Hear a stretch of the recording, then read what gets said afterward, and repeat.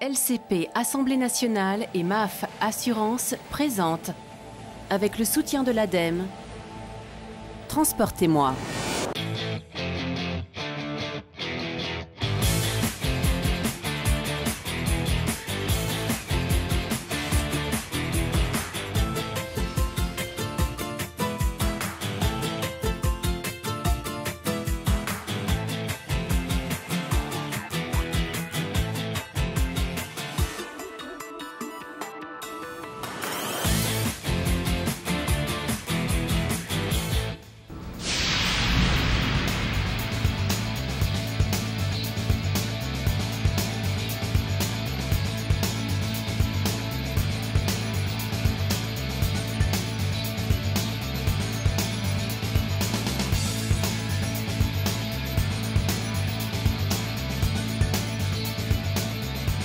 Ok, thank you.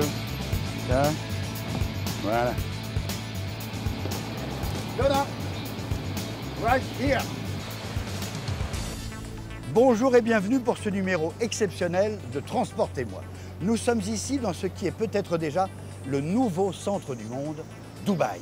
Il suffit de regarder une carte, entre le nord et le sud, entre l'est et l'ouest, entre l'Orient et l'Occident. Il y a 42 ans, les Émirats arabes unis n'existaient pas. À l'époque, Dubaï, les gratte-ciel, ça n'était qu'un petit village de pêcheurs.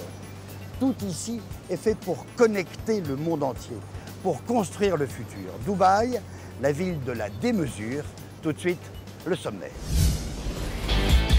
Dubaï est-elle la ville du futur alors que la plupart des aéroports sont situés le plus loin possible des centres urbains?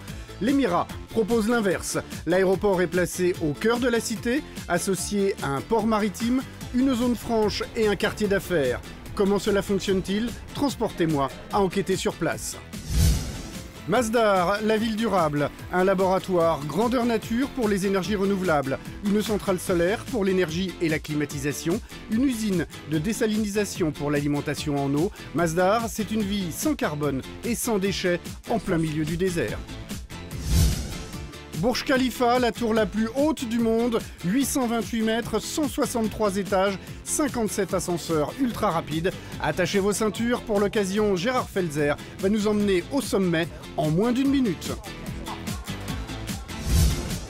Avec ses 324 mètres de haut, la tour Eiffel était le symbole de l'Expo universelle de 1889. Alors que Dubaï est candidate pour l'Expo 2020, Paris est à nouveau en lice pour 2025. Le député Jean-Christophe Fromentin nous parle de l'importance de cette candidature.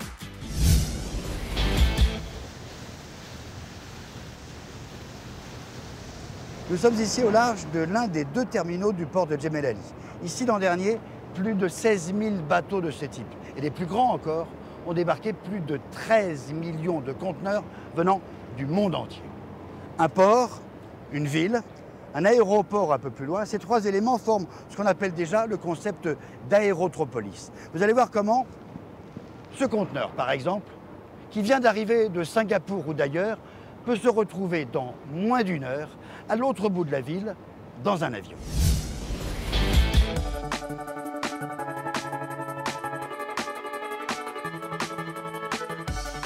Contrairement à tous les Émirats voisins, Dubaï est quasiment dépourvu de pétrole.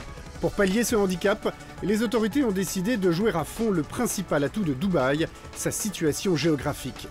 Ainsi, le port de Jebel Ali, dont la construction a débuté dans les années 70, est devenu, 40 ans plus tard, le plus grand port artificiel au monde. Un port artificiel idéalement placé sur ce que l'on appelle ici la nouvelle route de la soie. By far, Jebel Ali Terminal is the biggest port between Rotterdam and Singapore. Mainly, of course, today all the imports come from China. As you know, China is the factory of the world and all the exports happen of the goods from China into our region.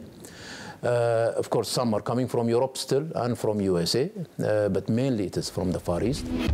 Véritable plaque tournante du commerce mondial, le flux ininterrompu de containers en provenance et à destination du monde entier est géré depuis cette salle de contrôle. Ici, chaque container peut être suivi individuellement et tout est mis en œuvre pour que l'acheminement se fasse le plus rapidement possible entre l'un des différents pôles d'Aérotropolis.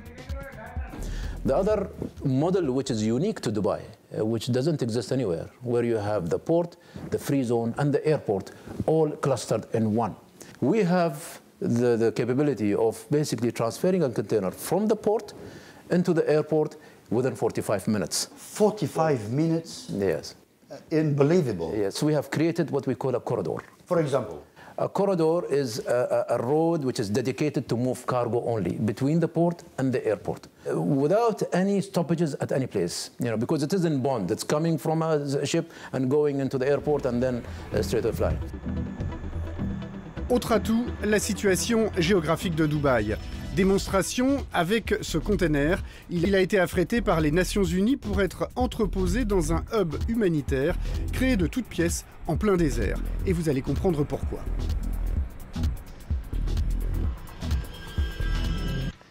Ce conteneur, il y a 2 heures à peine, était encore sur un bateau. Il a été transporté ici, quasiment au milieu du désert, dans un immense entrepôt. Nous sommes à 10 km de la mer et à 15 km de l'aéroport El Maktoum, dans un immense entrepôt de 90 000 mètres carrés. D'ailleurs, on va retrouver Marc, il travaille pour les Nations Unies, pour l'ONU. Il gère une partie du matériel d'urgence qui peut être envoyé à n'importe quel moment à l'autre bout du monde. Marc. Salut Jérôme. Bonjour. Tu vas bien? Ah oui. Et il y en a beaucoup, des voitures comme ça? Ah, il y en a beaucoup. On entretient une flotte de 300 véhicules dans le monde. Mais pourquoi entreposer tout ça ici, à Dubaï, au milieu du désert? Regardez la carte du monde. Dubaï, c'est au milieu de tous nos théâtres d'opération. Que ce soit l'Afghanistan, que ce soit l'Irak, que ce soit la Somalie, que ce soit l'Afrique. Et à chaque fois qu'il y a une catastrophe naturelle majeure, c'est pas loin de Dubaï. Donc vous chômez pas ici? On n'arrête pas beaucoup, non. Donc là, voilà, on a ce qu'on appelle un kit d'urgence. Donc c'est une caisse Pélican. Les militaires connaissent bien ce type de valise. Ça fait 30 kg, donc le gars il peut partir directement avec ça en avion. Et à l'intérieur, on va trouver tout ce dont on a besoin pour s'installer n'importe où dans le monde, au milieu de la jungle, au sommet des montagnes. Et ça, vous êtes prêts aussi à en envoyer partout? Tout à fait, tout à fait. Quand ils étaient dans l'Himalaya, les gars, après le tremblement de terre du Pakistan, je peux dire qu'ils étaient contents d'avoir ça. Il n'y avait rien là-bas, absolument rien. Et très souvent, ils arrivent dans des zones qui ont été complètement dévastées, où il n'y a rien du tout. Donc la tente, c'est le meilleur moyen de savoir où dormir. Et ça venait de Dubaï? Et ça vient de Dubaï, toujours pareil. Voilà, on a vu le port, les entrepôts, c'est-à-dire le hub humanitaire, direction le 3e maillon du système, l'aéroport, dirigé lui aussi par une femme formidable. Elle va nous expliquer le concept d'aérotropolis, c'est-à-dire la ville, l'aéroport et le port, direction plein est, là aussi c'est en plein désert.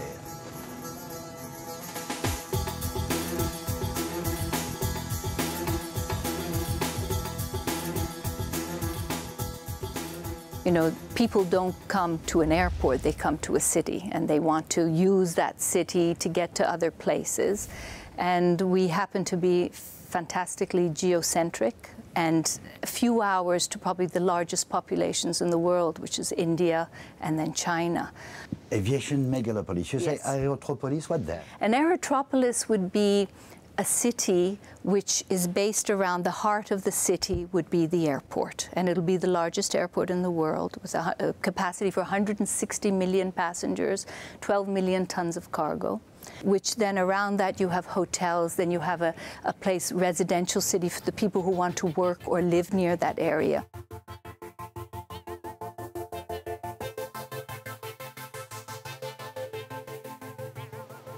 Créer des ponts entre les hommes, les cultures ou les idées, ça fonctionne et en plus c'est rentable.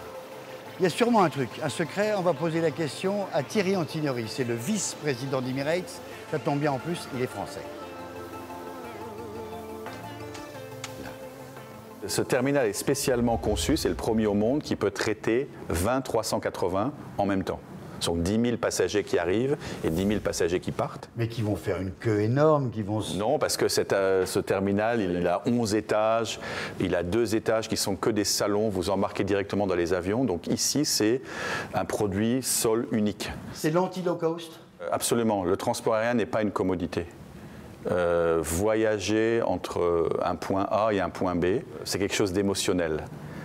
C'est une émotion, c'est pas acheter une savonnette. Vous êtes dans un environnement où vous devez vous sentir bien, absolument. Aujourd'hui, un avion décolle ou atterrit dans l'Émirat toutes les 90 secondes. Plus de 100 containers sont déchargés dans le port de Jebel Ali chaque minute. Historiquement, Dubaï était connu sous le nom de Al-Wasl. En arabe, cela signifie la connexion. C'est une réussite, mais pour qu'elle soit durable, elle doit remplir deux conditions: que la croissance économique mondiale ne ralentisse pas et que le pétrole reste bon marché. Ce qui frappe quand on traverse les Émirats, c'est que tout est en perpétuels travaux. Dans les endroits où il n'y avait rien, on retrouve quelques années après des tramways, des écoles, des centres commerciaux, des buildings qui ont poussé comme par miracle, comme des champignons. Autre exemple ici, il y a quelques années, il n'y avait que du sable. Et puis voilà, une ville nouvelle, pas tout à fait comme les autres. Elle s'appelle Masdar, c'est une éco-ville, économe en énergie, vertueuse, n'utilisant que des énergies renouvelables. On va y retrouver Gérard Felzer, transportez-moi oblige, il est à bord d'un engin digne de la science-fiction. Aïe, aïe, aïe. Gérard, qu'est-ce que c'est? C'est une voiture, ça? Non, c'est mieux qu'une voiture. Il n'y a pas d'avant, pas d'arrière, pas de volant. Venez avec moi. Mais j'ai pas mon permis. Et il n'y a pas besoin de permis, c'est ça l'avantage. Waouh, il y a de la place. Ouais, 6 places. Il n'y a pas de volant. Il n'y a pas de volant parce qu'on est sur une voiture automatique. C'est là pour démarrer? Et on y va. Donc on va à notre destination qu'on aura choisie à terme en appuyant tout simplement sur un bouton exactement comme un ascenseur. Moteur électrique? Moteur électrique, là on est en marche arrière donc on entend le bip bip, on va repartir dans l'autre sens et puis elle se recharge aux stations, c'est-à-dire qu'aux stations dans le sol, vous les voyez, on a une plaque à induction exactement comme votre brosse à dents, elle se recharge. Pas besoin de mettre une prise électrique. Sans avoir besoin de mettre de prise électrique. Alors, ce qui est bizarre, c'est qu'on roule sur du béton. Il n'y a pas de rail, il n'y a pas de fil, il n'y a pas de guidage. Comment ça marche? Exact. C'est un véhicule électrique sur pneus, mais il est filoguidé, c'est-à-dire qu'il y a un fil qui est noyé dans le béton et le système fait qu'il suit ce fil.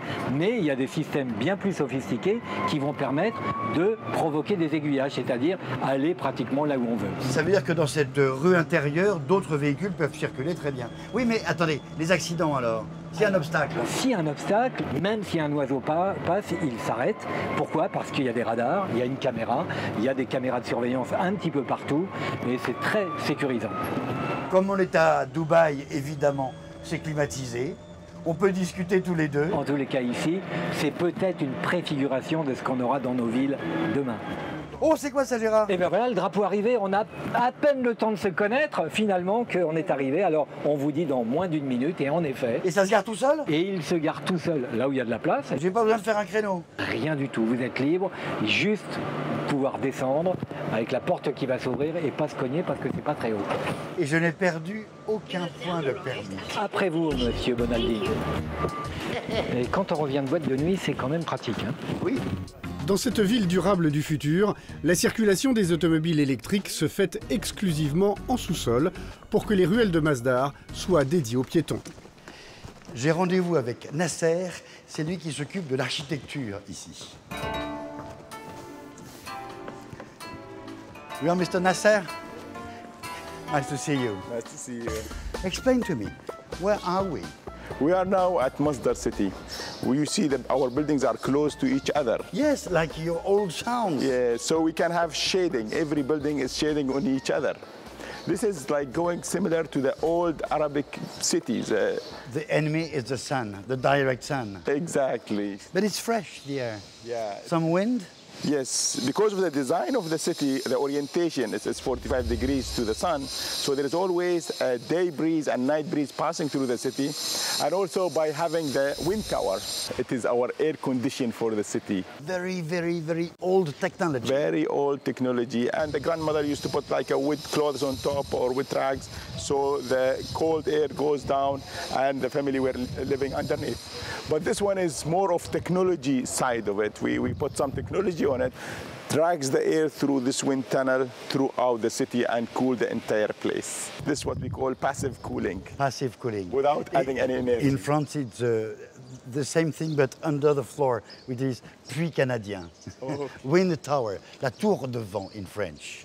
Okay, and very small holes in the walls. Yeah, and the design of it is that this is like an old style, Mashrubiya style Arabic Islamic design, which allows some light to go inside, so there is no hard light on your eyes, and it is wavy shaped, so when the wind is passing, it accelerates, so you have more speed of the wind. You know, Gérard Felzer is a friend of me. Gérard, c'est le spécialiste de l'énergie. Je crois que c'est avec lui qu'on va voir comment est-ce que tout ça, ça fonctionne. La clim, l'éclairage et les transports.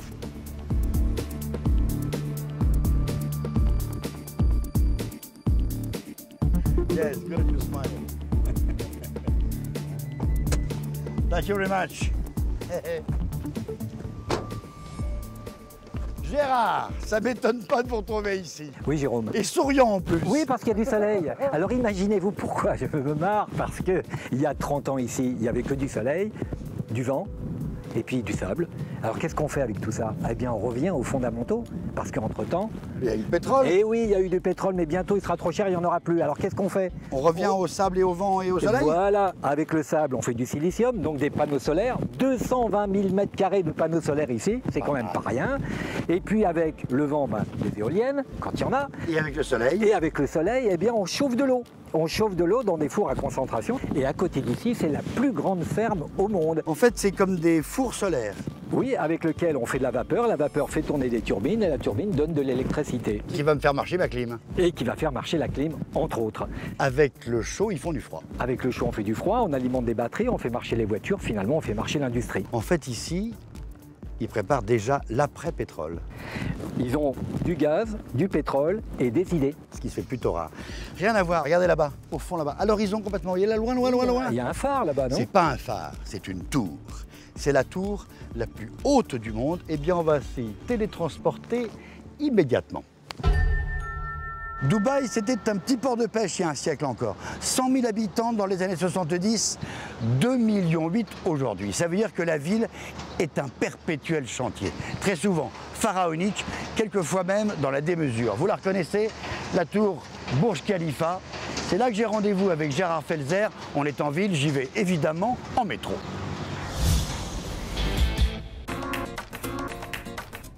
C'est le métro automatique le plus long du monde. Ouvert au public en 2009, le métro de Dubaï transporte 2 millions de passagers par semaine sur ses 75 km de ligne. Construit par le japonais Mitsubishi, le système d'automation est assuré par le français Thales. Dans les rames ultramodernes, climatisation, connexion Wi-Fi, Internet et fauteuil en cuir. Burj Khalifa, Dubai Mall.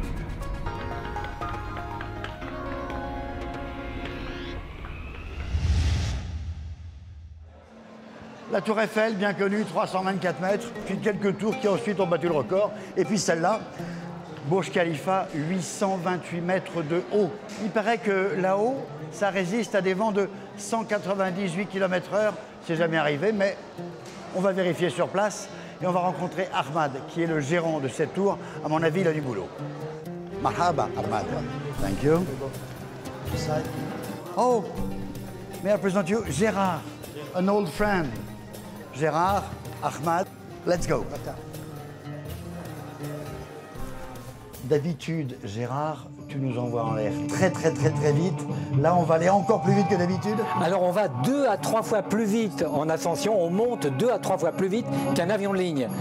Et l'ascenseur, on peut dire qu'il est ancien depuis Archimède, il y a 2000 ans, mais aujourd'hui, c'est une concentration de technologie extraordinaire parce qu'il faut monter à plus de 800 mètres, à une cabine pressurisée, parce qu'on l'entend dans les oreilles, un petit peu quand même.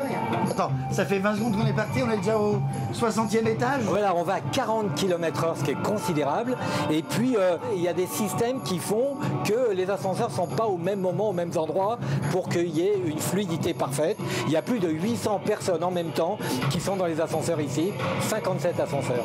57 ascenseurs. Mais comment ils font pour monter, descendre comme ça? Il y a des systèmes à câbles avec des contrepoids et puis des moteurs intégrés aux ascenseurs. Wow.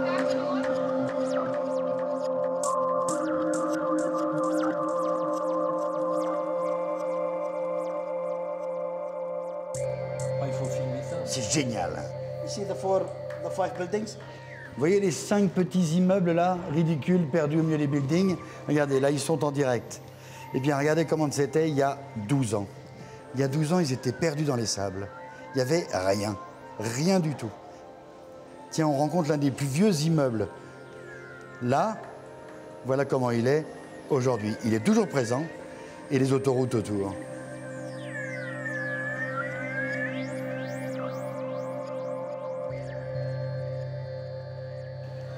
828 mètres de haut, donc record du monde, Burj Khalifa, c'est 110 000 tonnes de béton, 39 000 tonnes d'acier, 142 000 mètres carrés de verre, 200 niveaux, 160 étages. C'est monumental. Mais de l'autre côté de l'avenue, c'est aussi le luxe, certes, mais le calme, le silence, le bruit de l'eau, le chant des oiseaux. En fait, ici, ils ont réussi à recréer autour des buildings un oasis avec évidemment un immense palmier.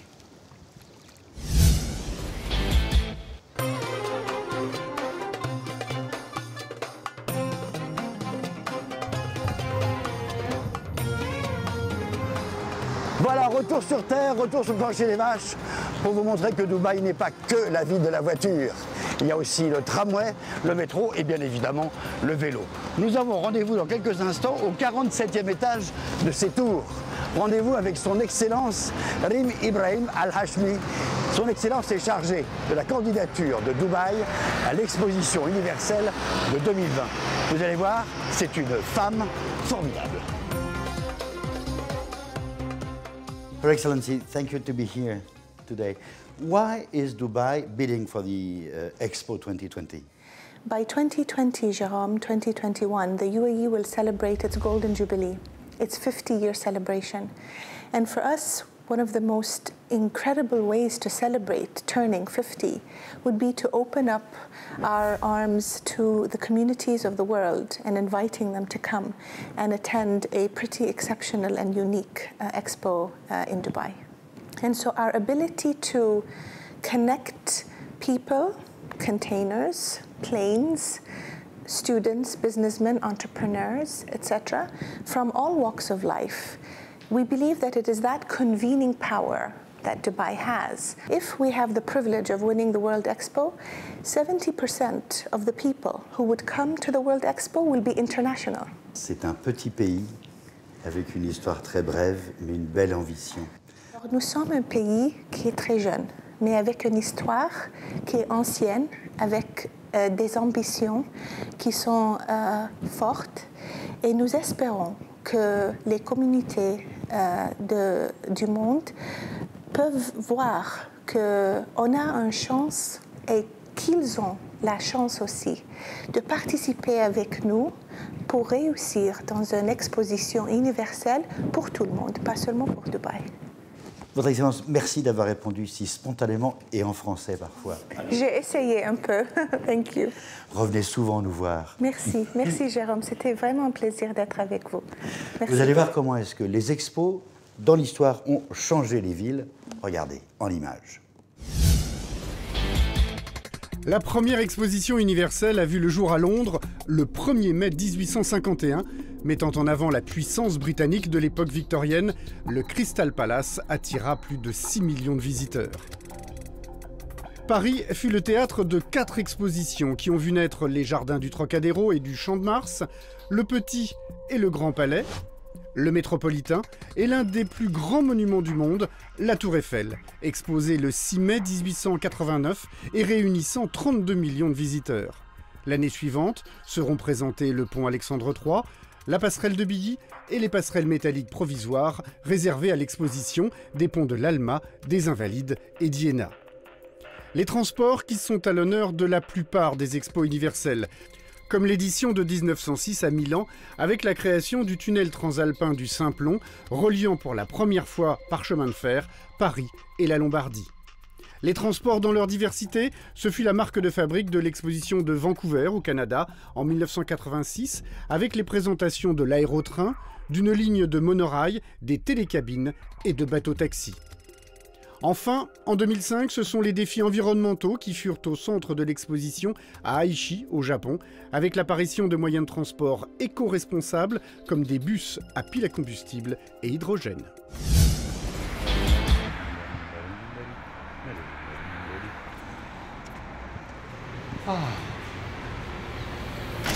De l'influence donc des expositions universelles sur les infrastructures. Dubaï 2020, côté transport, ils sont déjà prêts. On a vu les lignes de métro, 70 km, les immenses autoroutes, les vélos et même les autobus. Ben oui, parce que l'été, ici, il fait chaud. Très chaud même, jusqu'à 50 degrés. Voilà pourquoi les arrêts de bus sont fermés. Fermés parce que climatisés, ils ont vraiment pensé à tout. Dubaï 2020 et pourquoi pas 2025, Paris. Est-ce que c'est une bonne idée? Question posée à quelques députés. Les expos universelles entre 1855 et 1900 notamment ont été des grands moments pour la France, pour Paris et pour la France, pour ces territoires d'innovation, de progrès, de confiance aussi, de confiance en le rôle de la France à l'international et dans le monde. Donc c'est véritablement des catalyseurs d'énergie, des catalyseurs de dynamique de développement, de progrès. Et c'est un peu cette idée-là qu'on voudrait essayer de retrouver, de réimpulser dans une perspective 2025. Une candidature, c'est une compétition, et je crois que la France a besoin de rentrer aussi dans une compétition, de montrer, de se réassurer, de retrouver confiance en elle, en ayant de manière extrêmement rigoureuse, extrêmement sérieuse, une perspective à partager dans une grande compétition mondiale comme cette candidature. Voilà, on arrive déjà à la fin de cette émission spéciale Dubaï, mais on voulait finir par un dernier moyen de transport, ces dhows, ces vieux bateaux en bois. Depuis toujours, et ils continuent encore à faire du commerce avec tous les ports de la région, avec l'Inde, l'Iran, le Pakistan. Ces deux mondes, au pied des buildings, à 2 pas des autoroutes, se côtoient. C'est un autre visage de Dubaï.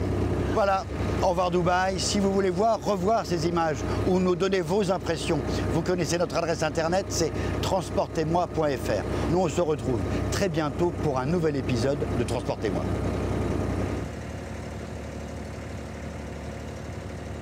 Quand tu veux. I'm the master of the world! La dernière fois que j'ai dit ça, c'était à bord du Titanic. Ça s'est mal terminé. Du coup, je surveille. May you go to the stars? The travel. Même Disney, monsieur le. Ouais. Qu'est-ce qu'il y a? Ah oui, pardon. Ouais, attends.